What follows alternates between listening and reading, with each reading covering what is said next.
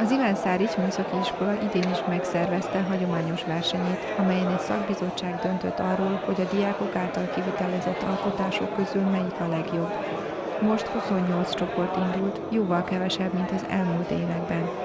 A résztvevő tanulók viszont idén többet adtak a minőségre, több projekt évekig készült, kemény munkával és kitartással. Nagyon szimpatikus a fiatal gyerekeket nézni, hogy mennyi lelki erővel, mennyi odaadással, mennyi idő hozzáépítéssel csinálják ezeket a munkákat. 28 csoport vett részt az Iván Szárics Műszaki Középiskola által meghirdetett projektversenyen.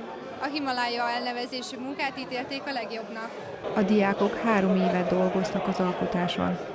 Először programot írtak a hegység modellezéséhez, majd 323 kis műanyag kockából kidolgozták a világ legmagasabb hegységének pontos modelljét. Egy amatőr festő tanácsát kérték ki, hogyan is tegyék élethűvé alkotásukat. A 3 év alatt felgyülemlett hulladék maradványokból 6 szögletű kockákat készítettek, amelyekből aztán egy mozaikot raktak ki. Mindenki ugyanazt csinált, amivel ez közös munka volt, tehát mindenki festett, mindenki vágott, mindenki programot is írt, szóval mindenki részt vett mindenben.